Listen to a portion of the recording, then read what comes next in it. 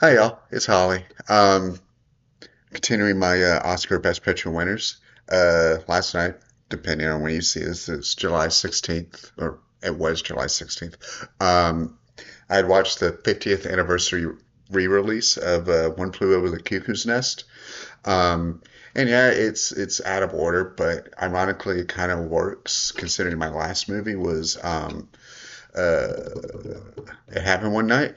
I say that because I had forgotten that One Flew Over was the um, second movie at that time to win uh, Best Picture, Director, Writer, Actress, and Actor. The other one before that being It Happened One Night. So, coincidence. Um, but before I get too far in, please remember if you like my stuff, like, comment, subscribe, share, hit that notification bell. All right. Um, so I had got into my theater auditorium a little early, so it was nice seeing like they were showing clips of them winning the Oscars, so that was cute. Um, I hadn't seen this before, and probably a couple times. One for like film class and one just on my own kind of thing. I mean, it's good. It's a really good movie. I had actually forgotten how good it was. The little things I forgot about though, like I forgot it was Brad Dourif's first movie. I forgot it was Christopher Lloyd's first movie. I forgot Danny. All I knew was Danny DeVito's, but like the other two I completely forgot about. On that note, I do kind of wish that Brad went back into dramatic roles, like full dramatic, not like character dramatic, like Warm Tongue. And yes, I love him as Chucky, but I don't love Chucky, but I love him as. Point being, the other thing I had forgotten about this is one of the reasons why Jack Nicholson's character, McMurphy, is in jail and like trying to get into the asylum. So they're listing off his like charges like up fighting and assault, that kind of stuff. It's like okay, whatever. But they also say he's slept with a 15-year-old. And his response, of course, is, well, she was 15 going on 35. And, no man can resist that. It's like, okay, well, maybe you belong in jail there. That's not a good thing. I'm pretty sure it wasn't a good thing back then either, but maybe I'm wrong. Hopefully I'm wrong. Um, Yeah, I forgot about that part. It was interesting watching it this time because, uh, full disclosure, I had spent a month or two in, I spent a few weeks in an actual like mental facility a few years back, and then like little other treatment places. But so I did have some of that experience. Granted, when I was going in back then, I was having those kind of movies, like One Flew Over and stuff in my head, like, oh, that's how it's gonna be. No, it's better, but not great. Like they still do the medicine, kind of doling out at the same times. You still just sit there and play board games or cards or whatever, and like you can choose what's on TV, but some person may just take over and say that's his TV. Who knows? Generally, I think when I was there, most we did was watch like I think it was like the NBA playoffs are going at the time. I don't remember exactly, but point is, it was a little interesting watching from that perspective, seeing what changed and not. I wasn't in like the Supreme Ward, so I can't verify if like the part where they take Jack and the chief and the other guy to the further ward to get the electric shock. I can't confirm if that's the same, but the general vibes is kind of the same. Where like the patients are much more cooler than the people working. But yeah, that was interesting this time. Um, yeah, there's something about it that hits, and like even so, like I would say, there's something I have a lot of things about it. There's something about it that hits where it's like it feels true. Like, great, my experience makes it feel more true to me, sure, but how the characters are written, how they're acting and stuff, it just feels real.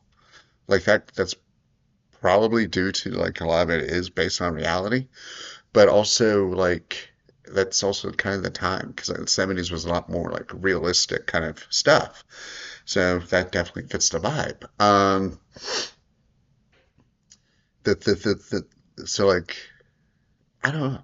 Like okay, I'm sorry, I have a couple thoughts going on at the same time. One of the things, like before the movie started, they had Leonard Maltin talk about it briefly, and said like how a lot of people think this is the director Milos Forman's best movie, and I was surprised by that because um, let me just make sure on something. Because I mean, yes, I would probably agree, but I'm surprised that a lot of people don't think Amadeus is.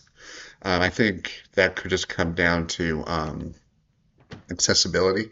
Amadeus is much longer, much heavier, sort of, much more weighty. So that's a harder entry. So that could be it. Like this is his best, like general, kind of like just like in total good movie. Like both of them are great, but I feel like this one's more accessible. Um, the other thing that I would love like if parallel, multi-dimensional, whatever parallel universe stuff exists, I am extremely curious on how the Kirk Douglas version of this would have been. For those who don't know, um, Kirk Douglas wanted to do, he saw the play version of this and he wanted to do the movie forever. But by the time the rights came in, they found the right writer, director, and timing, all that, he had to age out of the character. And he was hesitant on Jack Nicholson taking it, but he eventually like warmed up and saw like, oh yeah, this is great.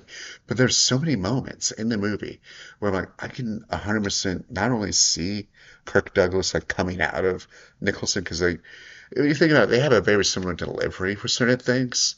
Like you can imagine Jack Nicholson in Planet of the Apes saying, "Get your hands off me, you damn dirty ape," like that fits his vibe. But like there are lines like beyond that, where it's like I can see him doing this, and I can kind of see it working. Um, Kind of like it's hard because some of like the natural like charisma and stuff.